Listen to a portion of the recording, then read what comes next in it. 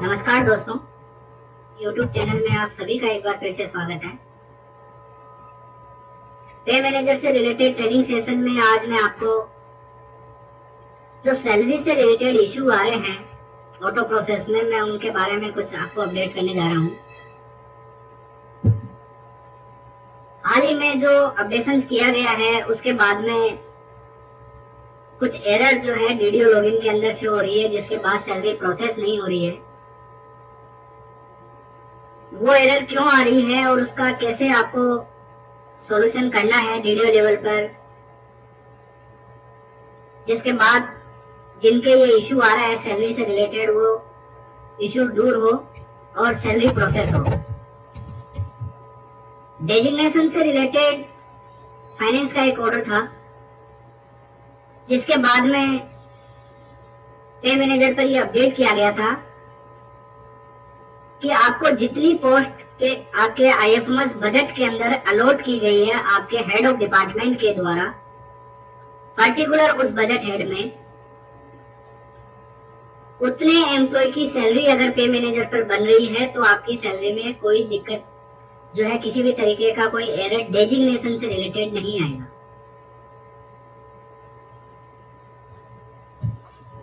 अगर मान लीजिए किसी एम्प्लॉय की सैलरी किसी ऑफिस में नहीं बन रही है लेकिन उसका मास्टर डेटा पड़ा हुआ है, कोई एम्प्लॉय ट्रांसफर हो जाता है या किसी भी कारण से मान लीजिए टोटल जो नंबर ऑफ पोस्ट अलॉट की गई थी उससे ज्यादा एम्प्लॉय काम कर रहे हैं वहां पर, तो उस पूरे ऑफिस की सैलरी मतलब पर्टिकुलर उस डेजिग्नेशन की सैलरी, जिस डेजिग्नेशन में मिसमैच आ रहा है उस पर्टिकुलर डेजिग्नेशन पे जितने भी एम्प्लॉय लगे हुए हैं उन सभी की सैलरी को जो है सिस्टम द्वारा ऑटोमेटिकली जो है स्टॉप कर दिया जाएगा। मतलब उसकी सैलरी जो है वो एरर में चली जाएगी और सिस्टम उसका जो सैलरी प्रोसेस जो है बिल है सैलरी का वो प्रोसेस नहीं करेगा। इसके लिए वीडियो लॉगिन पर हमने एक फैसिलिटी दी हुई है। वीडियो लॉगिन के अंदर सैलरी रिपोर्ट के अंदर सबसे पहले एक ऑप्शन आता है मिसमैच एम्प्लॉय रिपोर्ट। ये जो मिसमैच एम्प्लॉय रिपोर्ट है,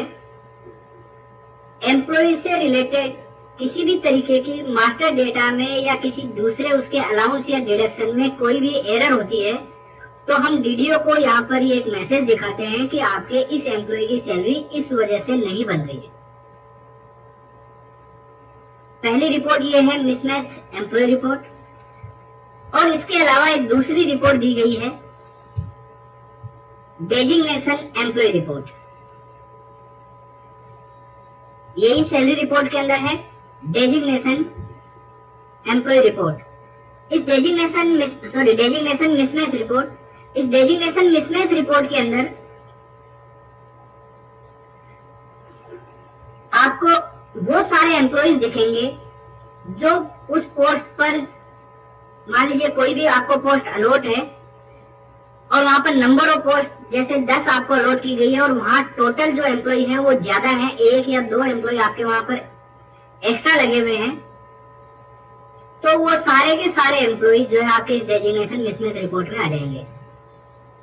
और उन सभी एम्प्लॉयज की सैलरी जो उस पर्टिकुलर डेजिग्नेशन पर है उनकी सैलरी रोक दी जाएगी, बाकी की सैलरी प्रोसेस हो जाएगी। तो अभी जो एरर आ रही है, आप सभी ने देखा होगा कि अक्टूबर से रिलेटेड जो सैलरी हमारी प्रोसेस हो रही है उस सैलरी के बिल जो है वो प्रोसेस नहीं हो रहे हैं, और आपको जो एरर रिपोर्ट दिखा रहे हैं,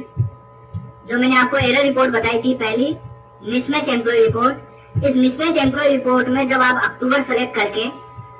और यहाँ चेक करेंगे तो आपको पता चलेगा कि डेजिग्नेशन से रिलेटेड कुछ एरर आ रही है।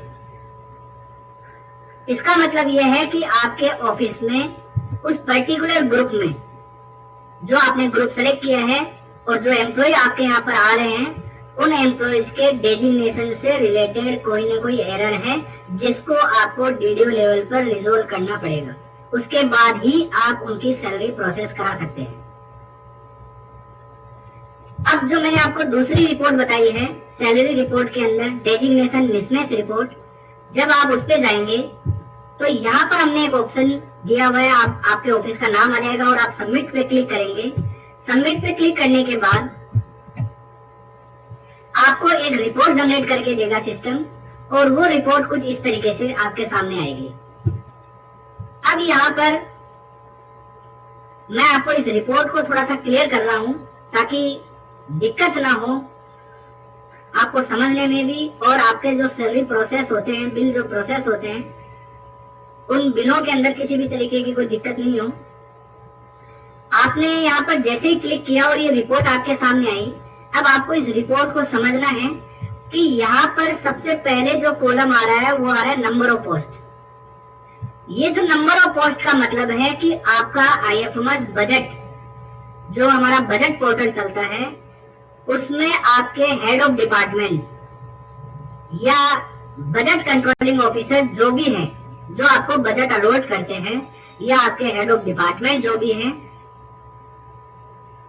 वो आपको ऑफिस वाइज जो आपकी पोस्ट अलॉट करते हैं, आपके उस ऑफिस में पोस्ट मैपिंग करते हैं कि आपके इस ऑफिस में इतने एम्प्लॉय काम करेंगे। वो टोटल नंबर ऑफ पोस्ट आपको यहाँ पर दिखाएगा। वो पोस्ट आपको हेड वाइज वहां पर दी जाती है। तो आपको ये देखना है कि आपके जो पर्टिकुलर बजट हेड आपके सामने सेलेक्ट होके आया है, इस बजट में बजट पोर्टल के ऊपर, मतलब इस बजट हेड के अंदर बजट पोर्टल पर आपको टोटल कितनी पोस्ट अलॉट की गई है। अगर यहाँ पर नंबर ऑफ पोस्ट और आपके जो एम्प्लॉइज आपको यहाँ पर दिख रहे हैं ये बराबर होंगे तो ये रिपोर्ट ब्लैंक हो जाएगी। मान लीजिए यहाँ पर आपके 5 पोस्ट हैं या 8 पोस्ट आपके पास है, यहाँ पर नंबर ऑफ पोस्ट आपके पास 8 आ रही है, और यहाँ पर आपके अगर एम्प्लॉय भी अगर ये 8 होते तो ये रिपोर्ट आपकी ब्लैंक हो जाती। मतलब आपके 8 एम्प्लॉय हैं और 8 ही पोस्ट है, इसका मतलब आपका कोई भी मिसमैच नहीं होता और ये रिपोर्ट ब्लैंक हो जाती है। अब यहाँ पर आप देख सकते हैं कि यहाँ नंबर ऑफ पोस्ट कितनी आ रही है, 0। इसका मतलब यह है कि आपके इस बजट हेड के अंदर एक भी पोस्ट आपके ऑफिस को अलॉट नहीं की गई है, लेकिन आपने पे मैनेजर पर मास्टर डेटा इस बजट हेड के अंदर एंटर किए हुए हैं, इसलिए ये डेजिग्नेशन मिसमैच के अंदर आपको दिख रहे हैं। अगर यहाँ पर आपके पोस्ट मान लीजिए 8 पोस्ट है, आपके 7 एम्प्लॉय होते हैं तो ये रिपोर्ट ब्लैंक आती, क्योंकि वहां पर आपके नंबर ऑफ पोस्ट से एम्प्लॉय कम है तो कोई दिक्कत नहीं थी, आपकी सैलरी प्रोसेस हो जाएगी। लेकिन अगर मान लीजिए यहाँ पर पोस्ट 8 है या 7 पोस्ट होती और आपके टोटल नंबर ऑफ एम्प्लॉय 8 आ रहे हैं और यहाँ पोस्ट आपकी 7 होती, तो इसका मतलब यह है कि आपका कोई ना कोई एक एम्प्लॉय एक्स्ट्रा है जिसकी पोस्ट आपको अलॉट नहीं की गई है। तो आपको अपने हेड ऑफ डिपार्टमेंट में बात करनी पड़ेगी, या तो आपको पोस्ट अलॉट करवानी पड़ेगी ताकि आपके एम्प्लॉय और पोस्ट आपके बराबर हों, या फिर ऐसा एम्प्लॉय जिसकी सैलरी आपके यहाँ पर नहीं बनती है या एम्प्लॉय आपके यहाँ से ट्रांसफर हो चुका है, उसका डेटा आप ट्रांसफर करें। अगर मान लीजिए कोई एम्प्लॉय रिटायर है तो आप उसके रिटायर को अपडेट करें, स्टेटस अपडेट करें उसका रिटायर। या हो सकता है एम्प्लॉय आपके यहाँ पर है लेकिन कोई ऐसे ऑफिस में चला गया हो जिसकी सैलरी वहां पर पे मैनेजर पे नहीं बनती है लेकिन मास्टर डेटा आपके यहाँ पर रह गया, तो आप ट्रेजरी से कांटेक्ट करके ट्रेजरी को लेटर लिख के ट्रेजरी ऑफिसर को आप उसके डेटा को डीएक्टिवेट करा सकते हैं। तो जैसे ही एम्प्लॉय डीएक्टिवेट हो जाएगा, उसका डेटा डीएक्टिवेट हो जाएगा, आपके नंबर ऑफ एम्प्लॉय यहाँ पर 7 हो जाएंगे, आपकी पोस्ट 7 हो जाएगी और ये रिपोर्ट आपकी ब्लैंक हो जाएगी। मतलब अब आपका कोई भी मिसमैच नहीं है। तो यहाँ पर जो पोस्ट मैपिंग का जो काम होता है वो आपका आईएफएमएस बजट के अंदर किया जाता है और आपके हेड ऑफ डिपार्टमेंट के द्वारा किया जाता है। जो भी आपके बजट कंट्रोलिंग ऑफिसर हैं उनके द्वारा आपके पर्टिकुलर उस हेड में आपको पोस्ट अलॉट की जाएगी, तभी आप उन एम्प्लॉइज को आप उस हेड के अंदर एंटर करके पे मैनेजर पर छोड़ सकते हैं। उसके बाद उस एम्प्लॉय की सैलरी प्रोसेस हो जाएगी। अगर यहाँ पर उस हेड में पोस्ट अगर ब्लैंक मिलती है, मान लीजिए जैसे अभी 0 आ रहा है, इसका मतलब यह है कि आपके उस हेड में पोस्ट नहीं है और जबकि आपने उस बजट हेड के अंदर इतने एम्प्लॉय का मास्टर डेटा फीड किया हुआ है, तो ये रिपोर्ट आपकी मिसमैच डेजिग्नेशन में रहेगी और आपकी सैलरी प्रोसेस नहीं होगी। तो इसके लिए आपको अपने हेड ऑफ डिपार्टमेंट के अंदर या आपका जो भी बजट कंट्रोलिंग ऑफिसर है उनसे आपको कांटेक्ट करना पड़ेगा और उनको पर्टिकुलर उस बजट हेड के अंदर आपको वो नंबर ऑफ पोस्ट आपको ऑफिस वाइज मैपिंग करवानी पड़ेगी। इसके साथ ही जैसे मान लीजिए आपकी पोस्ट आ जाती है, आपको पोस्ट अलॉट कर दी जाती है, तो उसके बाद आप यहाँ पर अपने डीडीओ लॉगिन में ऑथोराइजेशन के अंदर जाएंगे। आप ऑथोराइजेशन के अंदर जाएंगे और यहाँ पर चेक करेंगे, एडिशनल डेजिग्नेशन मैपिंग के नाम से एक ऑप्शन आएगा। इस एडिशनल डेजिग्नेशन मैपिंग के अंदर आपके पास में यहाँ दो ऑप्शन है, ऑफिस वाइज या बिल नेम वाइज, मतलब ग्रुप वाइज। अगर आप इस ऑफिस वाइज पे क्लिक करते हैं तो आपके जितने भी एम्प्लॉय मिसमैच रिपोर्ट में अवेलेबल है, जो आपको यहाँ दिख रहे हैं, वो सारे आएंगे। और अगर आप ग्रुप वाइज करते हैं तो आपके उस पर्टिकुलर के ग्रुप के अंदर जो मिसमैच होंगे सिर्फ आपको वही दिखाएगा। तो जैसे मैं ऑफिस वाइज अगर क्लिक करता हूं तो वहां पर जितने भी एम्प्लॉइज हैं ये सारे आपको यहाँ पर दिख जाएंगे। अब यहाँ पर आपको उनकी डेजिग्नेशन को अपडेट करते जाना है। यहाँ पर आप एक एक एम्प्लॉय को सिलेक्ट करेंगे, डेजिग्नेशन अपडेट करेंगे। आपके सामने इस तरीके से डेजिग्नेशन की लिस्ट खुलेगी। यहाँ पर अगर डेजिग्नेशन नहीं आ रही है, इसका मतलब यह है कि आपने जो भी ग्रुप बना रखा है, जो भी आपने ग्रुप मास्टर के अंदर ग्रुप बना रखा है, यहाँ पर इन किसी भी ग्रुप में कोई भी डेजिग्नेशन मैपिंग आपकी बजट पोर्टल के ऊपर नहीं है। अगर यहाँ जो भी आपने ग्रुप बना रखे होंगे, किसी भी हेड में आपके पास अगर पोस्ट होगी तो यहाँ पर वो डेजिग्नेशन की लिस्ट में आपके सामने आ जाएंगे। तो अगर यहाँ पर पोस्ट आपको दिख रही है, अगर नहीं दिख रही है तो आप अपने हेड ऑफ डिपार्टमेंट से या बजट कंट्रोलिंग ऑफिसर से आप कांटेक्ट करेंगे और अपने पोस्ट मैप करवाएंगे। उसके बाद आपको वो पोस्टें यहाँ पर दिखेगी। आप एक एक पोस्ट को आप यहाँ से अपडेट करते जाएंगे और अपडेट का ऑप्शन आपके सामने, आप जैसे यहाँ से अपडेट करेंगे वो एम्प्लॉय आपका यहाँ से हटता जाएगा। जैसे जैसे आप यहाँ पर अपडेट करेंगे, आपकी जो डेजिग्नेशन मिसमैच रिपोर्ट है, ये मिसमैच रिपोर्ट आपकी यहाँ से हटती जाएगी। तो आपकी टोटल नंबर ऑफ पोस्ट और आपके एम्प्लॉय उस पर्टिकुलर पोस्ट के ऊपर जो डेजिग्नेशन आपको यहाँ पर अलॉट हुआ है, उस डेजिग्नेशन पे जितने आपको अलॉट हुए हैं उस टोटल नंबर ऑफ एम्प्लॉय के साथ अगर मैच हो जाएंगे तो आपकी ये रिपोर्ट ब्लैंक हो जाएगी। और अगर ये रिपोर्ट आपकी ब्लैंक हो जाती है, इसका मतलब ये है कि आपकी जो डेजिग्नेशन मिसमैच रिलेटेड जो एरर है वो आपके सामने नहीं आएगी जब दोबारा आपका शेड्यूल चलेगा सैलरी प्रोसेस के लिए। हो सकता है आप चेक करें कि यहाँ पर आपकी रिपोर्ट ब्लैंक आ रही है लेकिन फिर भी ये आ रहे हैं, आपके सामने एरर आ रही है। इसका मतलब ये है कि अभी आपका शेड्यूल जो है वो दोबारा सैलरी प्रोसेस के लिए नहीं चला है। जैसे ही चलेगा आप, क्योंकि ये पुरानी एरर होती है, तो जैसे आपका शेड्यूल नया शेड्यूल चलेगा, आपने जो सैलरी रिक्वेस्ट भेज रखी है वो सैलरी रिक्वेस्ट जब दोबारा चलेगी प्रोसेस में, तो यहाँ से आपके ये एरर हट जाएगी और आपकी सैलरी के बिल जो है वो प्रोसेस हो जाएंगे। आपको सिर्फ डेजिग्नेशन से रिलेटेड ये देखना है कि यहाँ पर आपकी रिपोर्ट के अंदर अगर एम्प्लॉय आ रहे हैं, इसका मतलब उन एम्प्लॉय की सैलरी नहीं बनेगी क्योंकि वो डेजिग्नेशन मिसमैच में है। अगर यहाँ पर किसी का भी नाम नहीं आ रहा है, रिपोर्ट ब्लैंक है,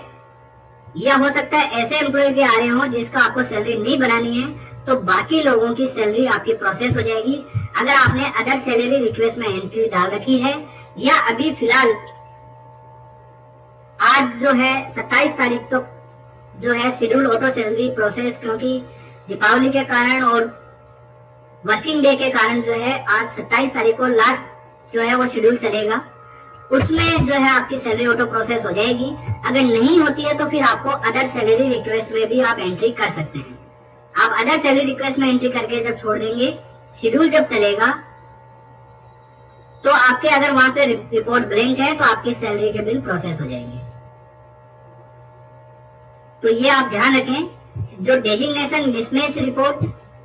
और जो एम्प्लॉय मिसमैच रिपोर्ट जो मैंने दोनों आपको रिपोर्ट बताई है, ये सभी डीडीओ के लॉगिन में अवेलेबल है। अगर किसी भी एम्प्लॉय की सैलरी आपने अदर सैलरी रिक्वेस्ट में डाल रखी है और एक दिन तक, मतलब जिस दिन आपने एंट्री की है उसके नेक्स्ट डे तक अगर उसकी सैलरी प्रोसेस नहीं होती है, तो आप यहाँ पर एम्प्लॉय मिसमैच रिपोर्ट और डेजिग्नेशन मिसमैच रिपोर्ट, ये दोनों रिपोर्ट आप डीडीओ लॉगिन में जरूर चेक करें। क्योंकि आप अदर सैलरी रिक्वेस्ट में एंट्री करके और आप इसको वहां पर आप चेक करते हैं कि इनका बिल जो है वो प्रोसेस नहीं हुआ है, 2 दिन तक, 5 दिन तक, 1 हफ्ते तक आप वेट करते हैं। आपको वहां पर वेट करने की आवश्यकता नहीं है। ठीक 24 घंटे जब भी आप शेड्यूल अदर सैलरी रिक्वेस्ट में आप एंट्री करते हैं, थोड़ी टाइम बाद में जो है ऑटो शेड्यूल चलता है और आप जो है मैक्सिमम 1 दिन बाद में जो है आप ये दोनों रिपोर्ट जो मैंने आपको बताई है, एम्प्लॉय मिसमैच रिपोर्ट और डेजिग्नेशन मिसमैच रिपोर्ट, ये दोनों चेक कर लें। अगर यहाँ पर वो एम्प्लॉय की कोई एरर होगी वो आपको यहाँ पर बता दी जाएगी। इसके साथ ही एम्प्लॉय का पेमेंट स्टॉप ना हो, ये भी आप जरूर देख लें कि कहीं उसका पेमेंट भी स्टॉप पड़ा हो। तो पेमेंट अगर स्टॉप होगा तो भी उसकी, क्योंकि अदर सैलरी जो है वो प्रोसेस नहीं होती है, तो आप एम्प्लॉय पे डिटेल में जाके उसका पेमेंट आपने स्टॉप नहीं कर रखा हो या उसको रिटायर्ड नहीं कर रखा हो, ये जरूर चेक कर लें। बाकी अगर उसके किसी भी तरीके की कोई एरर होगी, मान लीजिए वो रेगुलर एम्प्लॉय है, स्टॉप भी नहीं किया हुआ है और अगर कोई एरर है, तो आप इन दोनों रिपोर्ट्स को जरूर देखें। और दोनों रिपोर्ट में अगर एरर आती है तो उसको रेक्टिफाई करने का ऑप्शन मैंने आपको बता दिया है, आप इस तरीके से उसको रेक्टिफाई करेंगे। डेजिग्नेशन से रिलेटेड अगर इश्यू है तो वो उसका भी मैंने आपको बता दिया है कि आप यहाँ पर चेक करें, अपने हेड ऑफ डिपार्टमेंट में बात करें, बजट कंट्रोलिंग ऑफिसर से आप बात करें, वहां उनसे नंबर ऑफ पोस्ट अलॉट करवाएं और उसके बाद आप इस रिपोर्ट को जरूर देखें कि आपकी अगर रिपोर्ट ब्लैंक आ रही है इसका मतलब कोई मिसमैच नहीं है, और अगर रिपोर्ट ब्लैंक नहीं आ रही है इसका मतलब आप चेक करें कि आपको टोटल कितनी पोस्ट अलॉट हुई है और आपके टोटल एम्प्लॉय यहाँ पर कितने लगे हुए हैं, ये आप जरूर देख लें। तो सैलरी से रिलेटेड जो अभी फिलहाल सबसे ज्यादा जो इश्यू आ रहे हैं वो इसी से रिलेटेड है, इसलिए मैंने आपको इस पूरी प्रोसेस के बारे में बताया है। अगर मान लीजिए आपकी रिपोर्ट ब्लैंक है, आपने अदर सैलरी रिक्वेस्ट में एंट्री डाल रखी है और 1 दिन तक उसकी सैलरी प्रोसेस नहीं हो रही है, तो फिर आप जो है स्क्रीनशॉट के साथ में, इस रिपोर्ट के साथ में और जो आपने अदर सैलरी रिक्वेस्ट एंट्री की है उसके साथ में आप हमें पे मैनेजर की ईमेल आईडी पर मेल कर सकते हैं। आप जो मैंने आपको रिपोर्ट बताई है, इस रिपोर्ट को आप लेटेस्ट जरूर डाउनलोड करें, क्योंकि आपने हो सकता है 2 दिन 3 दिन 5 दिन पहले आपने जनरेट की हो और उस टाइम हो सकता है मिसमैच आपके नहीं हो, तो रिपोर्ट लेटेस्ट जरूर आप डाउनलोड करके चेक करें। धन्यवाद।